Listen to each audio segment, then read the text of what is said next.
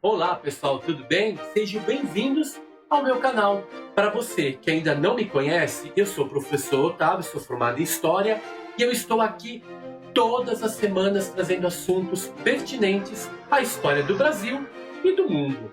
No vídeo de hoje, trago um assunto muito bacana, mas muito bacana mesmo.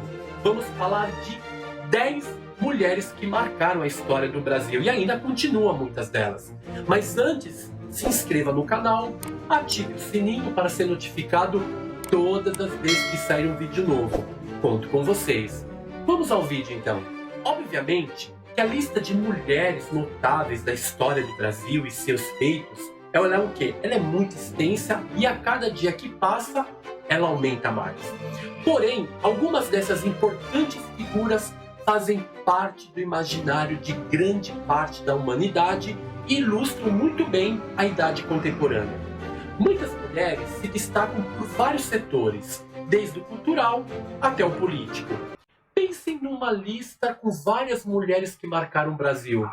Pensaram?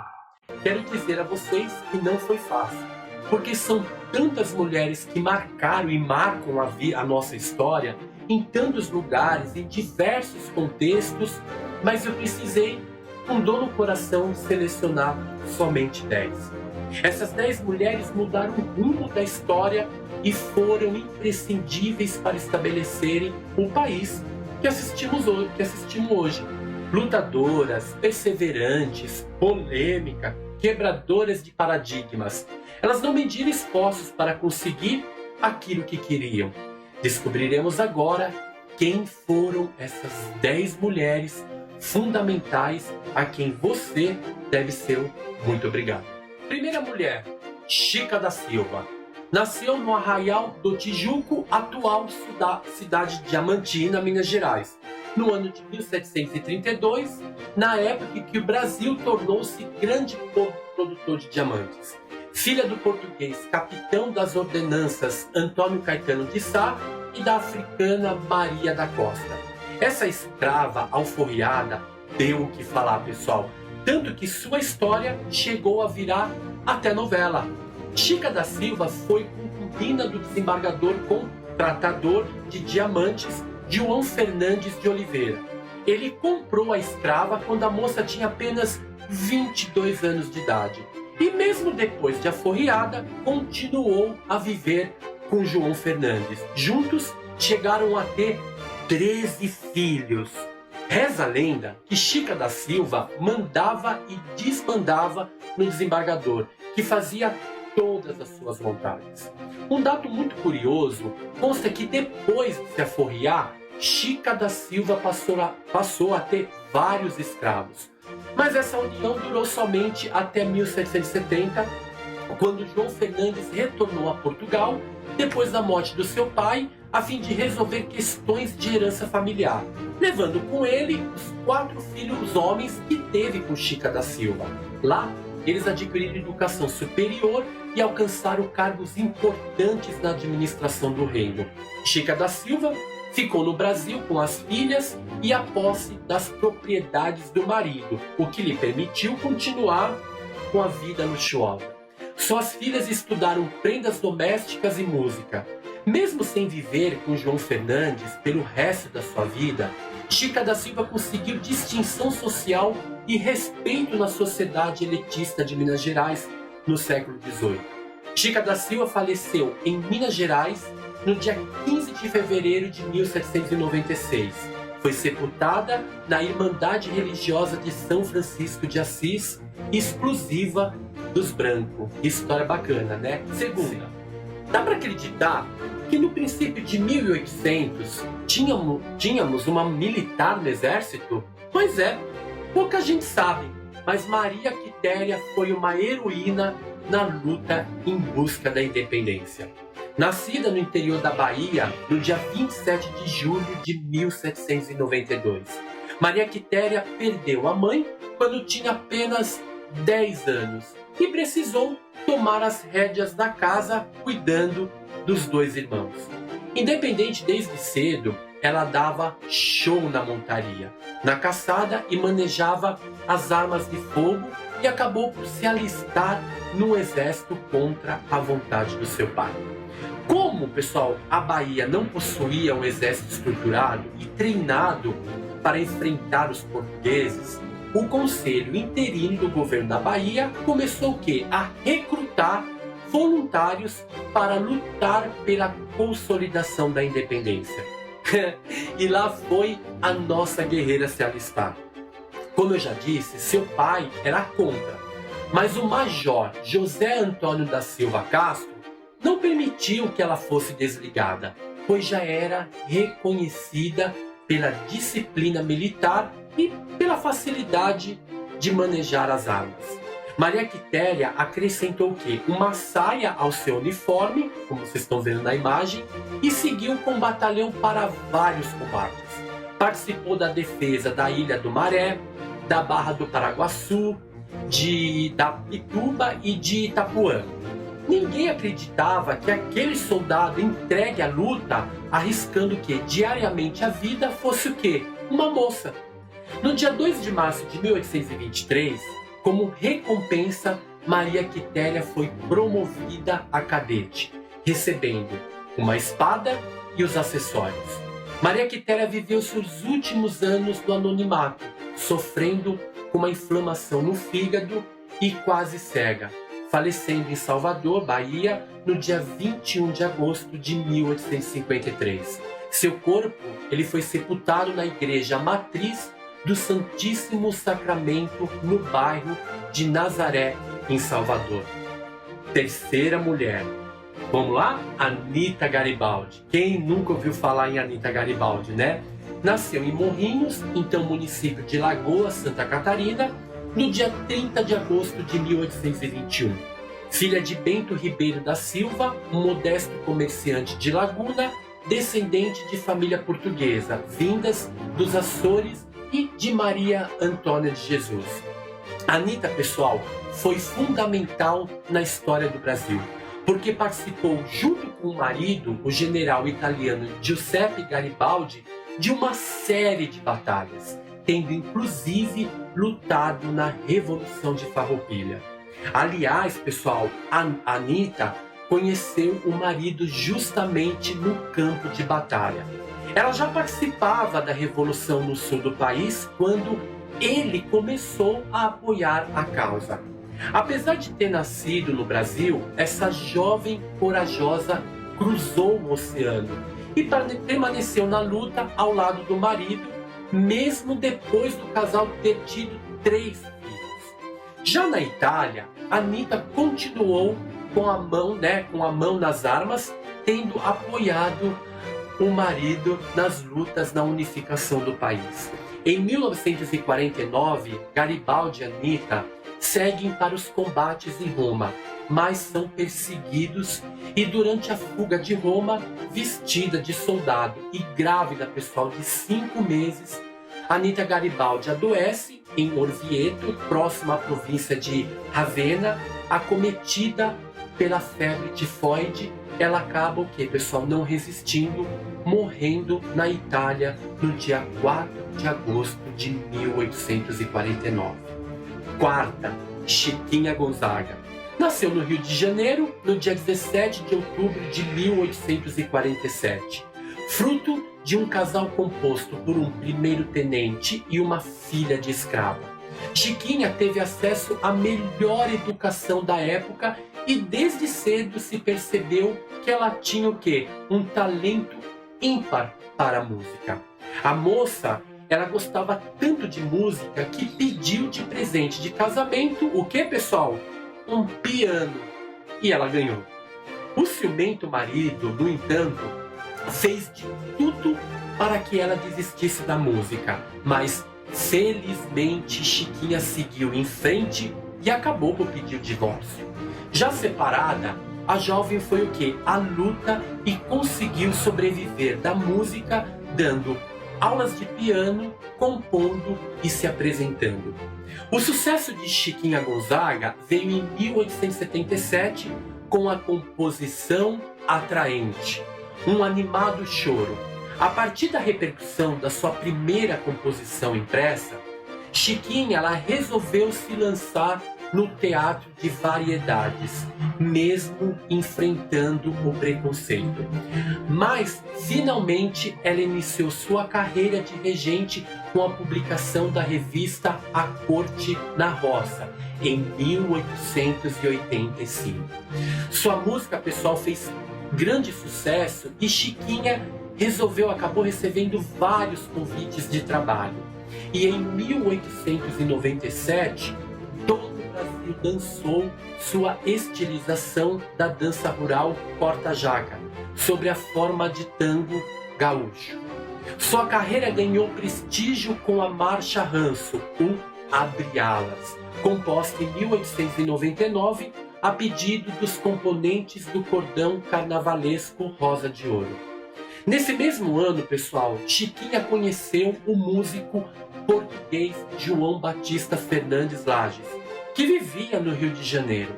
Chiquinha, já com 52 anos, e ele com apenas 16, começaram um relacionamento. Para não enfrentar o moralismo da época, o que a Chiquinha fez? Ela registrou João Batista como seu filho. É isso mesmo, pessoal. E em 1934, aos 87 anos, Chiquinha Gonzaga escreveu seu último trabalho, a partitura da ópera Maria.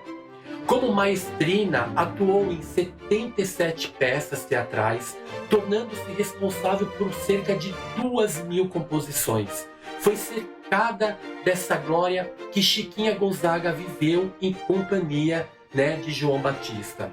Chiquinha Gonzaga batalhou, para receber os direitos autorais depois de encontrar em Berlim várias partituras suas reproduzidas sem autorização.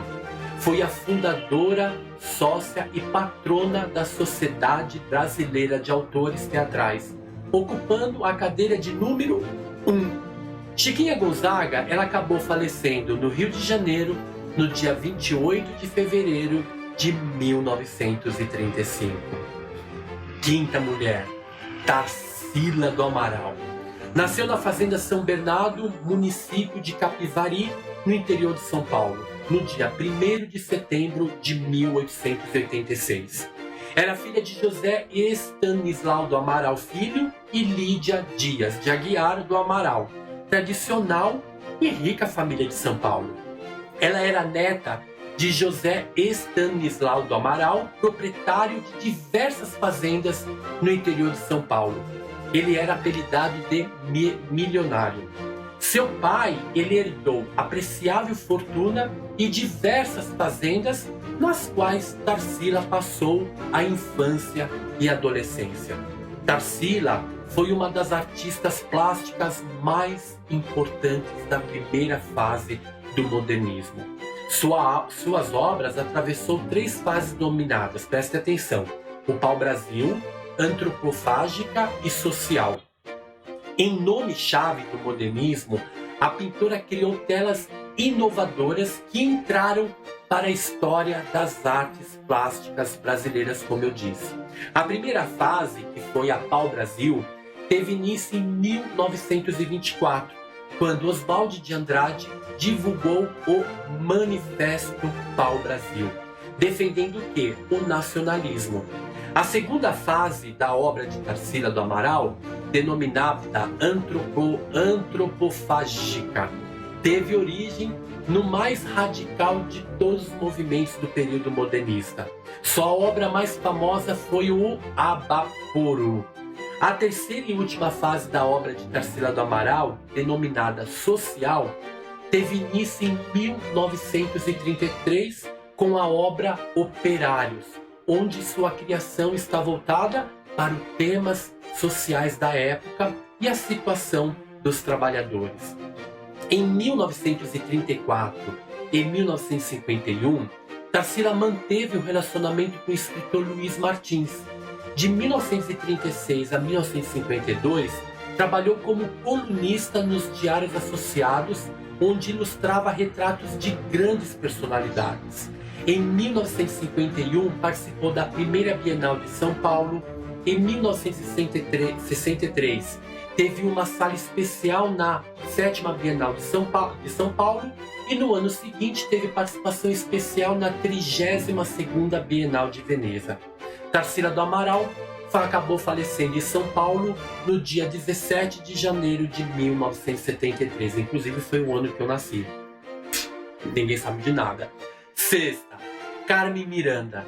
Nasceu em Portugal no dia 9 de fevereiro de 1909, filha do barbeiro José Maria Pinto Cunha e de Maria Emília Miranda. Em 1910, com apenas 1 aninho de idade, junto com sua mãe e sua irmã, Olinda, veio para o Brasil, onde o seu pai já morava. Carmen, pessoal, ela foi criada no Rio de Janeiro, no bairro da Lapa. Estudou em colégios de freira e aos 15 largou os estudos e começou a trabalhar na La Femme Chic, uma confecção de chapéus, localizada no centro do Rio de Janeiro, onde estudou moda e aprendeu a costurar, pegando gosto pelos turbantes que acabaram virando a sua marca registrada. Sonhando em ser atriz e cantora nas horas vagas, ela cantava e dançava para animar pequenas festas. Seu grande sucesso, pessoal, veio com a marcha-canção Pra Você Gostar de Mim, de 1930, que ficou conhecida por Tai, que foi recorde de vendas, escrita especialmente para ela. No dia 30 de outubro do mesmo ano, Carmen Miranda já estava fazendo sua primeira turnê internacional em Buenos Aires, na Argentina. Carmen Miranda, ela lançou outros discos e se transformou na principal estrela do cassino da Urca, no Rio de Janeiro.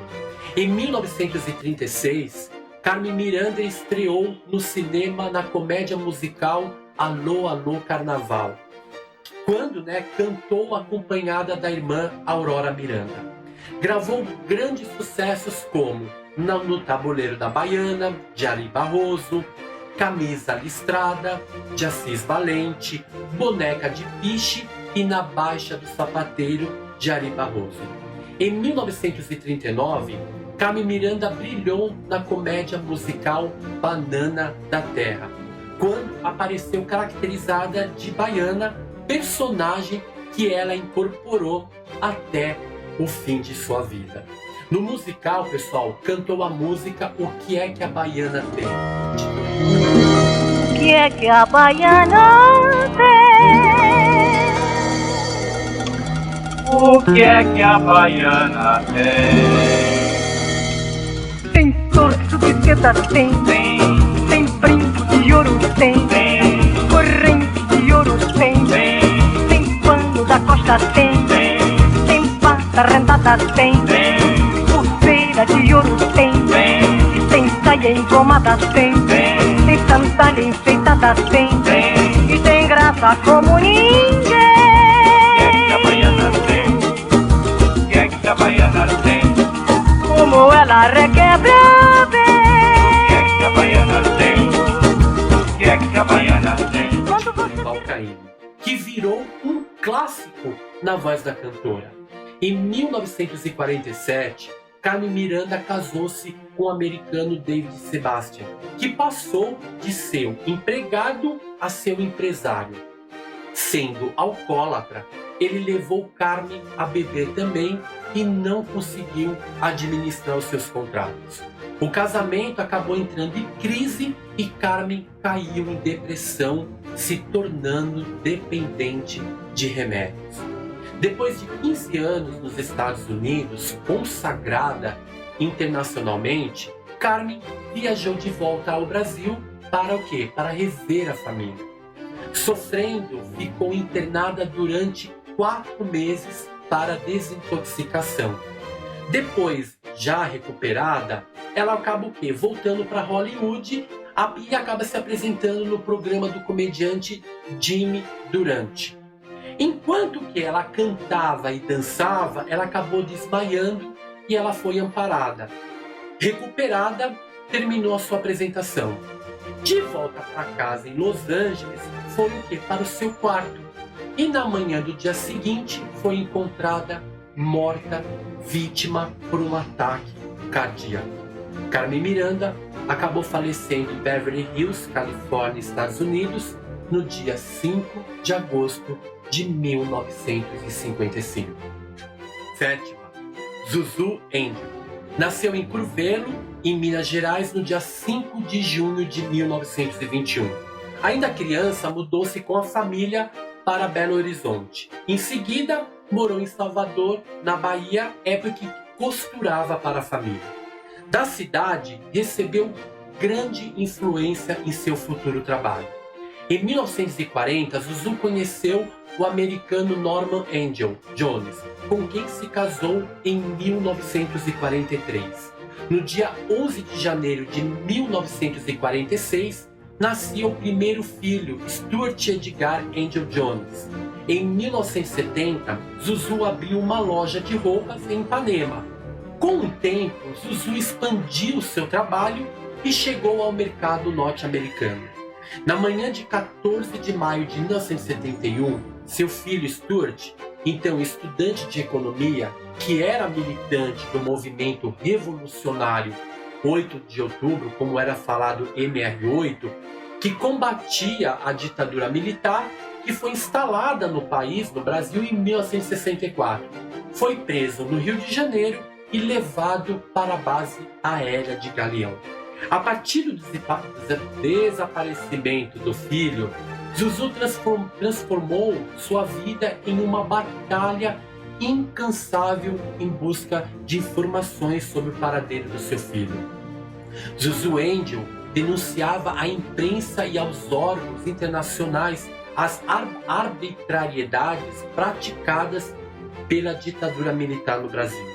Na madrugada do dia 14 de abril de 1976, Zuzu Angel dirigia seu carro na estrada da Gávea, quando na saída do túnel Dois Irmãos, em São Conrado, Rio de Janeiro, o carro ele acabou derrapando e saiu da pista, chocando-se contra a mureta de proteção, em seguida capotando e caindo fora da pista. Zuzu teve morte imediata. Oitava, vamos ver, eu acho que essa aí todo mundo conhece, Leila Diniz. Nasceu em Niterói, Rio de Janeiro, no dia 25 de março de 1945. Filha do bancário Milton Diniz e da professora de educação física Ernestina Roque. Após a separação dos pais, ela acabou indo morar com os avós. Ela sempre foi muito rebelde, fugiu de casa aos 14 anos e foi morar com quem? Com a tia. Ela começou a trabalhar com 15 anos como professora de escola primária, com turmas do maternal até o jardim de infância. Aos 17 anos, conheceu seu primeiro marido, o cineasta Domingos de Oliveira, e casou-se com ele. O relacionamento durou apenas 3 anos. Foi nesse momento que surgiu a oportunidade de trabalhar como atriz. Primeiro estreou no teatro e logo depois passou a trabalhar na Plim Plim, na TV Globo, atuando em telenovelas. Mais tarde, casou-se com quem? Com o cineasta moçambicano Rui Guerra, com quem teve uma filha, a Janaína. Ela participou ao todo de 14 filmes, 12 telenovelas e várias peças teatrais. Leila Diniz quebrou tabus de uma época em que a repressão dominava o Brasil. Escandalizou ao exibir a sua gravidez de biquíni na praia, como vocês podem ver na figura. E chocou o Brasil inteiro ao proferir a frase "transo de manhã, de tarde e de noite". Considerada uma mulher à frente do seu tempo, ousada e que ela detestava convenções, né? Ela foi muito invejada e criticada pela sociedade conservadora das décadas de 1960 e 1970 e pelas feministas, pois consideravam que ela estava a serviço dos homens. Leila falava de sua vida pessoal sem nenhum tipo de vergonha ou constrangimento. Concedeu diversas entrevistas marcantes à imprensa, mas o que causou um grande furor no país foi a entrevista que deu ao jornal O Pasquim em 1969. Nessa entrevista, ela a cada trecho falava palavrões, que eram substituídos por asteriscos, e que ainda disse: você pode muito bem amar uma pessoa e ir para a cama com outra. Já aconteceu, ela diz, né? Já aconteceu isso comigo. Em junho de 1972, Leila foi para a Austrália junto com a delegação brasileira para uma premiação no Festival de Cinema. Preste atenção. Com saudades da filha, então, com 7 meses, né, voltou mais cedo para casa. Ela fez o quê? Ela pegou um avião e esse avião acabou caindo na Índia sem deixar nenhum sobrevivente. Leila Diniz faleceu em Nova Delhi, na Índia, no dia 14 de junho de 1972. Nona, Maria da Penha. Essa todo mundo conhece. É uma ativista brasileira, nascida no Ceará, no dia 1º de fevereiro de 1945. A tão falada Lei Maria da Penha recebeu esse nome graças a essa senhora sorridente que vemos na imagem. Apesar do sorriso, Maria da Penha Maia Fernandes sofreu horrores até conseguir libertar dos abusos provocados pelo então marido e pai de 3 filhas. A lei que recebeu seu nome foi sancionada pelo então presidente Lula no dia 7 de agosto de 2006. Vítima de violência doméstica, Maria da Penha transformou a sua dor pessoal em luta e militou por milhares de mulheres que todos os dias são vítimas de agressões provocadas pelos próprios parceiros. Ela é farmacêutica bioquímica de formação. Ela lutou durante 19 anos e 6 meses para punir Marco Antônio, o agressor que abrigava dentro de casa. Em 1983, Marco Antônio disparou um tiro nas costas da esposa enquanto ela dormia. O tiro a deixou presa eternamente a uma cadeira de rodas. Depois de sair da internação, ao regressar à casa, Maria da Penha teve a vida novamente ameaçada quando o marido tentou eletrocutá-la durante o banho. Olha que absurdo, né, pessoal? Ciente da agressão sofrida, familiares e amigos se organizaram para dar suporte a Maria da Penha, que saiu de casa e conseguiu ter forças para lutar por justiça. Para evitar que mais mulheres tivessem o mesmo destino, a ativista escreveu o livro Sobrevivi, Posso Contar, de 1994, e fundou o Instituto Maria da Penha em 2009, uma organização não governamental e sem fins lucrativos para promover a defesa da mulher. 10ª e última mulher, Marta. Nasceu em 2 Riachos, no interior de Alagoas, no dia 19 de fevereiro de 1986. Eu nasci no dia 18 de fevereiro, olha, só os anos que são diferentes. De família humilde, seu pai abandonou a casa, mulher e 4 filhos, quando Marta tinha 1 ano de idade. Marta começou a jogar futebol no juvenil do Centro Esportivo Alagoano em 1999. No ano seguinte, foi contratada pelo Vasco da Gama, onde jogou no profissional entre os anos 2000 e 2002.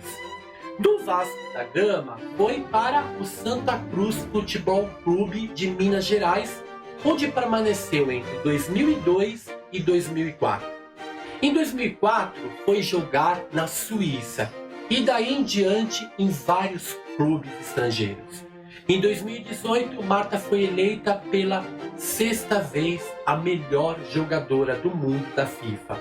Os prêmios anteriores foram concedidos entre 2006 e, se eu não me engano, 2010. Foi em 2003 que Marta começou a vestir a camisa da seleção brasileira e de lá nunca mais saiu. Até hoje, temos o privilégio de assistir o talento dessa grande atleta em campo. Bacana a história dela, né? Temos, pessoal, outras grandes mulheres que marcaram e ainda marcam nossa história. como a Princesa Isabel, Hebe Camargo, Fernanda Montenegro, Roberta Close, Elza Soares, Irmã Dulce, entre muitas outras. Ufa, quantas mulheres incríveis! Tenho certeza que dá para aumentar essa lista ainda mais. Conta para mim, eu quero saber. Eu quero que vocês contem para mim que mulher brasileira inspiram vocês. Deixa aqui o seu comentário para que eu e todo mundo possa ver, ok? Eu agradeço, chegamos ao fim desse vídeo. Quero agradecer a paciência de vocês ficarem até aqui. Gostaria de poder trazer mais nomes, né?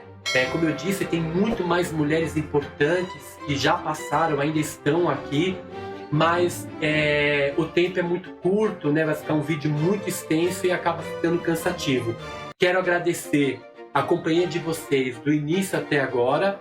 Conto com vocês no próximo vídeo e eu quero deixar um grande abraço e até o próximo vídeo. Tchau, tchau!